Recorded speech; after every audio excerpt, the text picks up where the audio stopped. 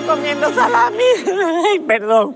Dios, es que uno está trabajando en la hora de cena, gracias a nuestros amigos de Indubeca. ¿Cómo estás? Bienvenido. Muy bien. Para mí es un placer recibir al profesor Iván Gatón y hace mucho tiempo que quería conversar con él nuevamente. Hace un año estuviste aquí, un poco más de un año, cuando inició la guerra entre Rusia y Ucrania. Y nos gustaría saber a día de hoy, aunque esto es un tema de geopolítica, pero también es un tema que afecta a toda la humanidad, porque se está diciendo que el año que viene va a ser económicamente el año más difícil que podamos enfrentar y que a Europa se le avecina una crisis más fuerte aún. Queremos saber de esta guerra, ¿qué es lo que se espera? El primer ministro finlandés decía que hay un peligro con las armas que están enviando a Ucrania, a los Estados Unidos y Reino Unido, que tienen uranio empobrecido y que no se están dando cuenta hasta dónde puede llegar todo esto y que no va a terminar por ahora. Sí, este conflicto. Lamentablemente las guerras, esto es muy trillado, siempre se sabe cómo comienza, pero nunca se sabe cómo terminan. Y ¿Ni cuándo? Ni cuándo. Por supuesto, se van a tener en algún momento que sentar, pero por ahora la visita del secretario de Estado de Estados Unidos, Anthony Blinken, ayer a Kiev, lo que anunciaba era más ayuda económica para Ucrania. Y se ha aceptado que armas de racimo, bombas de racimo, es decir, que pueden pasar, como por ejemplo en la guerra de Vietnam, todavía hay gente en Vietnam que muere como consecuencia de bombas de racimo. Y eso va a estar pasando de aquí a más de 50 años, a pesar de que están prohibidas. Entonces, esta guerra también ha llevado a una desindustrialización de Europa, y la locomotora de Europa, que es Alemania, se anuncia que su economía se ha ralentizado, a un punto tal que la extrema derecha alemana ahora amenaza con tomar el poder. Dios mío. Por eso estamos viendo esos fenómenos de que en Europa, que lamentablemente la guerra ha traído unas consecuencias económicas muy serias. ¿Por qué? Porque lo primero que la guerra ha golpeado es el sector energético. Y por ejemplo Alemania, que era quien movía a la Unión Europea, tenía gas que venía de Rusia, sí, más barato, pero también en el trigo, por ejemplo, los productos alimenticios, porque todo es una cadena. Vivimos en un mundo que la gente dice, es un mundo globalizado, pero sí, es globalizado porque somos interdependientes. Y así como le afecta a Europa, también nos afecta a nosotros. Y ahora se anuncia, lamentablemente, que la economía china no va bien. Entonces, ¿qué sucede? China tiene 1.400 millones de personas, es la locomotora de la economía del planeta, y si se avisora que China tiene ya problemas con la economía y que el año próximo no estará creciendo a lo que se prevé, eso va a ser un efecto como una gripe, pero cuando usted tiene las defensas un poco altas, ajá, a usted la gripe no le da tan fuerte. No. Pero si usted tiene las defensas muy bajas y está enfermo, es decir, usted tiene endeudamiento externo muy alto. Comorbilidades que tenemos aquí económicamente hablando. Entonces, eso para usted puede ser letal.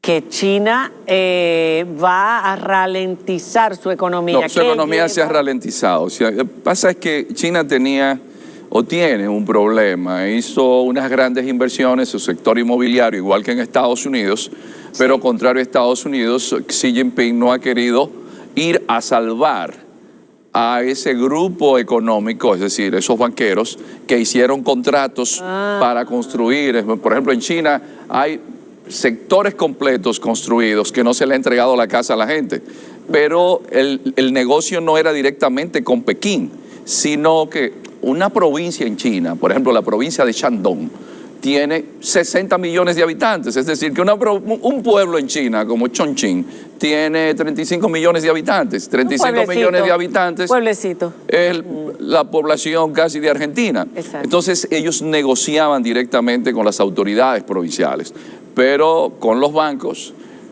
hicieron lo mismo que hicieron en Estados Unidos la gente de Lehman Brothers, pero el gobierno no los ha ido a salvar a todos. Entonces ahí hay en esa economía un hoyo. Un hoyo. Entonces por el otro lado se descubre en esta semana que China o los bancos chinos estuvieron ayudando a Rusia cuando se impusieron las sanciones. ¡Oh! Claro, por eso fue que Putin estaba tan tranquilo. No, lo que pasa es que también en toda la historia de las relaciones internacionales, desde la primera cumbre que hubo entre dos jefes de Estado, que fue en la Hattusil III, en los tiempos de los egipcios y en los tiempos de los el Imperio Asirio, aquella época ya detrás, nunca dos jefes de Estado se habían reunido 40 veces como se han reunido Putin y Xi Jinping en menos de 9 años. Y ahora estaba viendo el grupo BRIC, el de los que se supone que son los países, los BRIC, ahora ese donde está Sudáfrica, India, China, Rusia e India. Dije India. Sí. Que ahora va a cambiar de nombre, India, ¿no? Sí, India se va a bueno, ya le están llamando Bharat en la cumbre que va a haber del G20. Lo que pasa es que Bharat es el nombre hindi. Ajá. Y un nombre hindi de la India. ¿Cómo le puedes cambiar antiguo. A un país tan antiguo, le vas a cambiar un nombre? Lo que pasa es que como India ya en los BRICS, y los BRICS son la mitad casi de la población del planeta, pero la mayoría de la economía del planeta, India tiene un resurgimiento nacionalista y dice que India es el nombre que se le da a la India a partir de que llegan los europeos. Que es un nombre colonial. ¿Cómo entonces se va a llamar India? Bharat. Bharat. Pero Bharat es el referente mítico a quien inicia la primera tribu a partir de un libro que se... ¿Qué se llama? Que a partir de un libro que es la épica de poética de la India, que es el... Ahora se me va el nombre, Nos estamos haciendo el Ramayana. Mayores, porque este hombre tiene una memoria prodigiosa, él recuerda cosas y cosas y cosas. Con él podríamos hablar toda la vida, pero a mí sí me gustaría que resumiéramos. La geopolítica ha cambiado, los ejes económicos del mundo. Estados Unidos ya no es la única superpotencia luego de esa guerra fría en que dominó por muchos años. Ahora tenemos que incluso Gran Bretaña y Alemania ya han bajado de escalones. ¿Cuáles son los países dominantes hoy día y qué tiene que ver eso que llaman el sur? Déjame ver, porque lo había apuntado, porque lo estuve leyendo también, que me llamó mucho la atención, lo que llaman ahora el sur global. El sur global. Bueno, lo que pasa es que usted preguntaba sobre los BRICS, pero los BRICS es Brasil, Rusia, China, India, Sudáfrica. Entonces, ¿qué sucede? Que no solamente tienen mucha población, sino que también tienen una gran cantidad de materias primas.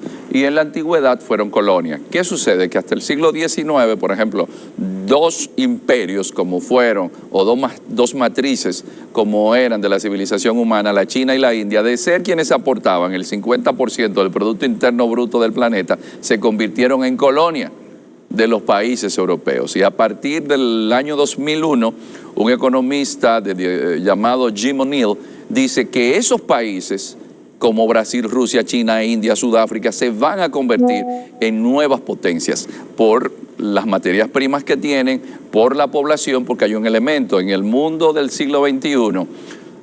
Tenemos un mundo post-occidental. ¿Qué quiere decir esto? Que en los últimos 500 años, lo que es Inglaterra, lo que es Holanda, lo que fue España, lo que fue Portugal, lo que fue Francia, ahora en el siglo XXI, todos juntos no le aportan a la economía mundial que le aporta el BRIC.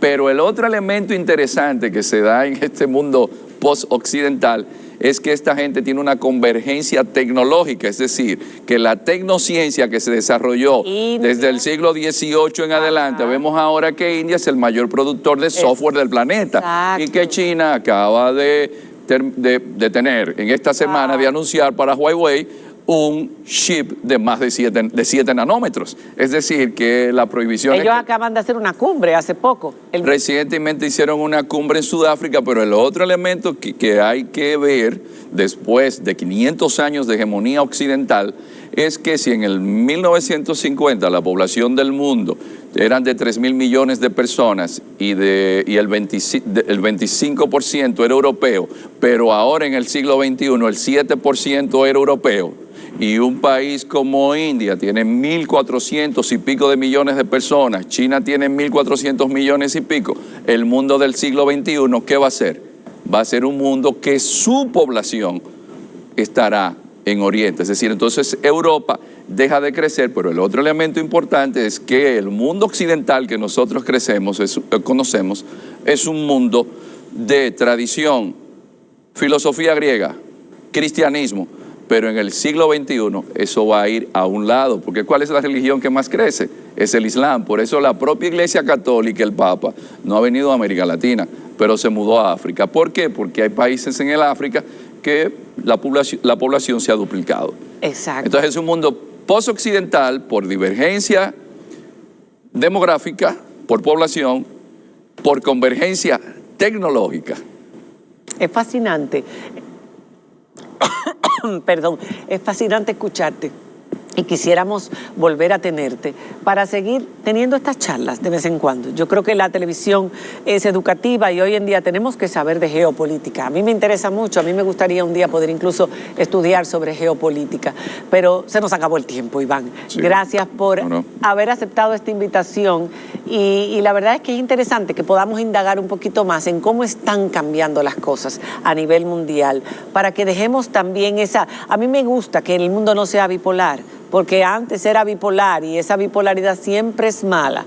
Pero en un mundo multipolar siempre hay mucho caos y entonces, por ejemplo, los países pequeños... Pero hay más oportunidades para los países pequeños. Sí, pero si los países pequeños no tienen élite gobernante, es decir, política y económica, y lo que tienen es una élite dominante, no saben cómo ubicarse en ese contexto. Se nos acabó el tiempo. Gracias, Iván, por haber estado con nosotros. Hacemos una pequeñita pausa y ya regresamos.